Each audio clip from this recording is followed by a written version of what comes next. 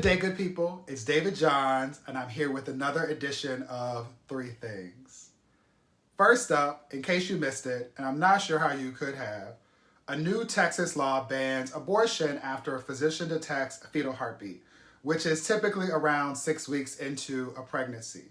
Now, medical professionals have noted that based on a typical menstrual cycle and the 6-week time frame given, a person could ideally have 1 to 2 weeks to determine if they want to terminate a pregnancy. And as a result of all of this, many will miss the 6-week time frame. Now, instead of the state of Texas enforcing the ban, Texas is instead relying upon private citizens, even individuals living outside of the state, to sue anyone who, quote, aids and abets in an abortion in exchange for cash judgments of $10,000 from those they sue. Those liable to lawsuits include doctors, nurses, insurance companies, and transportation providers like Uber drivers who drive women to clinics.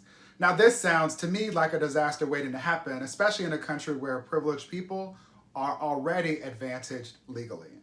The Supreme Court has declined to stop the ban from taking effect, and the Department of Justice has sued Texas, stating that the law is, quote, an open defiance to the Constitution, end quote, and against established precedent in cases like Roe v. Wade and Planned Parenthood versus Casey. As a former elementary school educator, a kindergarten teacher in particular, in this moment, I'm reminded that sometimes, and frustratingly, it's adults who make things unnecessarily complicated. Her body, her decision, period, full stop.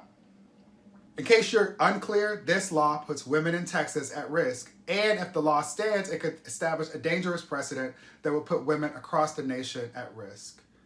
And action must be taken now to stop restrictive and regressive abortion regulations and laws.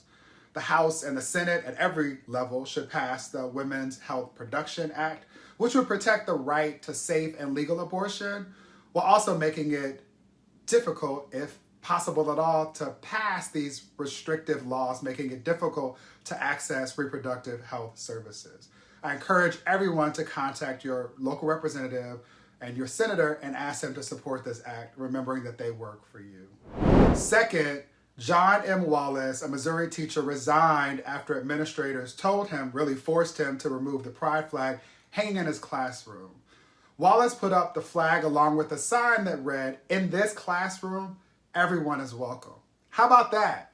He did this to ensure that all students and members of the community feel and are welcome. If they did already, probably wouldn't need to do this. But it was parents who complained, saying Wallace would potentially teach children how to be gay, and that he was pushing a, quote, agenda in the classroom, end quote. Look, y'all, that's just not how this works at all. Think about it. If it did, the heterosexual agenda would make sure that all of this was a moot and irrelevant point.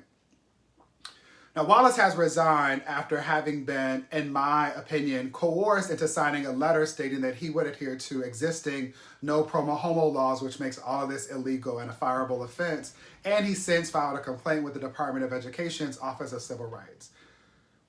Those who know me know, no surprise, I applaud John Wallace and any other educator doing God's work to do what's required to ensure that all students feel and are safe and supported. Just as cis and presumed heterosexual people are able to express their sexuality and feel comfortable doing so in public schools, so should trans, queer, and non-binary students, teachers, and members of the school community. Expressly and explicitly keeping LGBTQ plus and same-gender loving materials out of classrooms pushes an agenda, one of exclusion and discrimination. That is the heterosexual agenda at work. Third, the LGBTQ Victory Institute has released their 2021 Out for America report, which provides an analysis of LGBTQ plus elected representation in the United States. Currently, there are 993 known LGBTQ plus elected officials, comprising nearly 20% of U.S. elected officials across all levels of government. The 2020 election cycle saw more than 220 trans, queer, and non-binary candidates elected into office. And there are a record number of Black, trans, queer, and non-binary people currently serving in office. To be clear, this is a legacy that's existed for some time. We've been here. Over the past year in particular, there has been a 75% increase in Black, trans, queer, and non-binary elected officials, which is nearly a 300% increase from 2017. Y'all work. Now, while great progress has been made in representation, 5.6% of the population that we know of as LGBTQIA+ are same-gender loving, which means that 28,116 more trans, queer, and non-binary people need to be elected to office now to ensure equitable representation. All of this to say the current math ain't mathing, and we need to do better. Now, to celebrate this historic moment and number of Black, trans, queer, and non-binary elected officials, NBJC is excited to launch the Good Trouble Network. This is the first ever network of Black, trans, queer, and non-binary elected officials. The network is designed to highlight and to support the work being done by LGBTQIA+ and same-gender loving elected officials to advance policies and practices benefiting our people, families, and communities. You can learn more about the network and our inaugural convening by visiting NBJC's website, nbjc.org, and following NBJC on the move across digital media platforms. I'll see you next time.